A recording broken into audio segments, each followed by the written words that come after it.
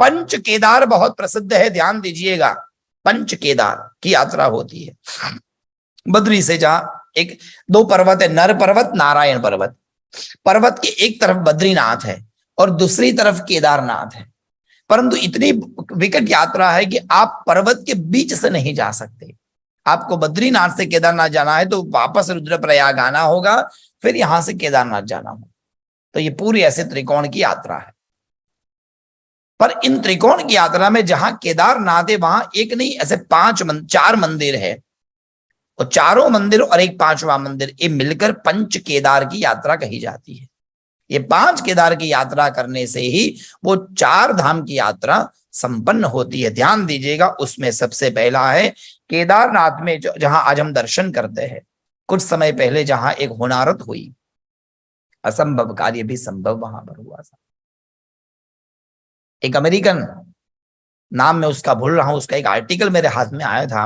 उसने ये लिखा था कि मैंने कई सालों पहले केदारनाथ के दर्शन किए थे, और जब मुझे पता चला न्यूज से कि ये मंदिर में इतना वो हुआ तो बहुत दुख हुआ।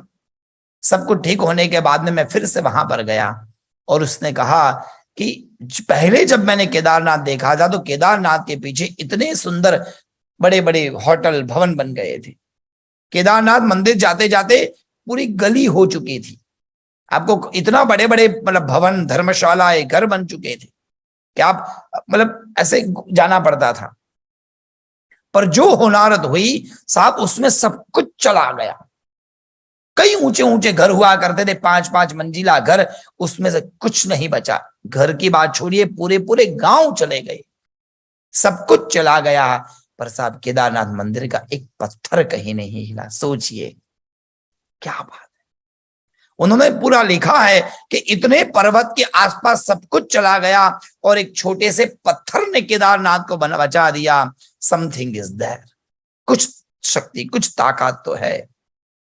ये सब हमारे दिमाग से ऊपर वाली बातें हैं। बोलो जय श्री कृष्ण।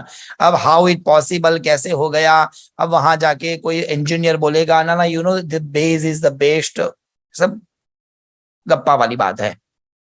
केवल और केवल महादेव की कृपा है जो आज भी वो ही मंदिर विद्यमान है, क्योंकि वो भगवान का ही तो स्वरूप है।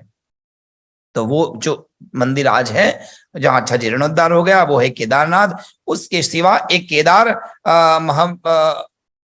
एक केदारेश्वर का एक और मंदिर जहां भगवान के नाभि का भाग है। एक तुंगनाथ महादेव है जहां केदारनाथ के हाथ की पूजा होती है, और एक रुद्रनाथ करके है, वहां पर भगवान के ये गले के नीचे का भाग, छाती के भाग की पूजा होती है। तो भगवान के हाथ पैर, पूट का भाग, नाभि का भाग और गले के भाग की पूजा 4 जगह पर होती है।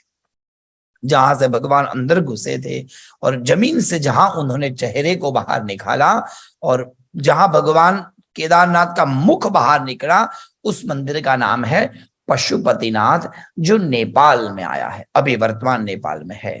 कहा जाता है केदारनाथ के दर्शन करने के बाद में आपको नेपाल के भी दर्शन करने होते हैं।